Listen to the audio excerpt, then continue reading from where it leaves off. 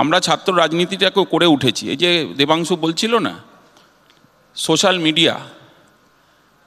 Media একটা triggering factor.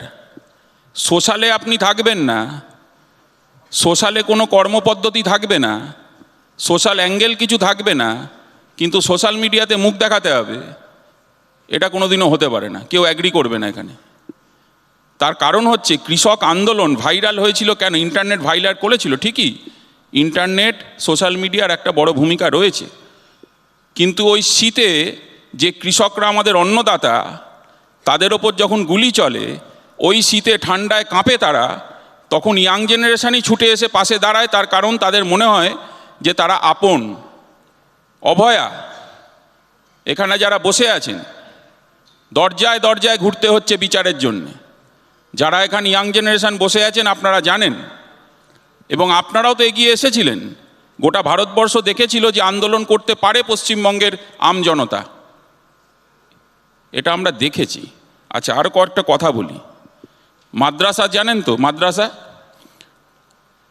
এই মাদ্রাসা বোর্ডের ঠিক উল্টো দিকে চলে যান সল্টলেকে, এখান থেকে বেশি দূর নয়।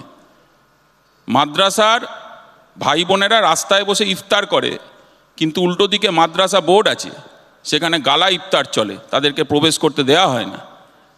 বুঝতে হবে, রাজনীতিতে পলিটিক্যাল প্রিভিলেজ ক্রিমি ক্লাস ভরে গেছে। ছাত্র নেতারা কোথায়, যুব নেতারা কোথায়? প্রশ্ন করুন, নিজেদের প্রশ্ন করুন, বাইরে যেতে হবে না, আগে নিজের দিকে আঙুল দিতে হবে। ছাত্র রাজনীতিটা বন্ধ কেন? কলেজ ইলেকশনটা কেন বন্ধ? কিসের জন্য বন্ধ? আপনারা কলেজের 100 মিটার বাইরে দাঁড়িয়ে দাদাগিরি করবেন, সেটা তো আর ছাত্ররা মেনে নেবে না। তার জন্য ভোটটা বন্ধ করে দেবেন, এটাও তো হয় না। দুটো দুদিকে চলতে পারে না প্যারালালি। আচ্ছা, আপনাদের একটা কথা বলে দিই, আর একটা কথা বলে দিই। ডিজাস্টার ম্যানেজমেন্ট, যুবদের নিয়ে কথা হচ্ছে তো এখানে, এটা শুনতে হবে। ডিজাস্টার ম্যানেজমেন্টের ছেলেমেয়েরা যান রাস্তায় আন্দোলন করছে কেন? 4 দিন, মাসে 4 দিন তাদের চাকরি আছে, বাকি ফুল টাইম এমপ্লয়মেন্ট নেই।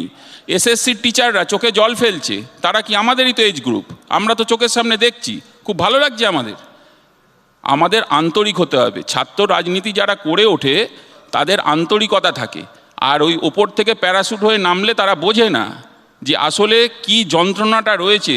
বাড়ির মানুষ হওয়া, বাড়ির আপনজন হওয়া অনেক বড় দায়িত্ব, আর সেটা আসে একমাত্র ছাত্র যুব রাজনীতি থেকেই। নমস্কার।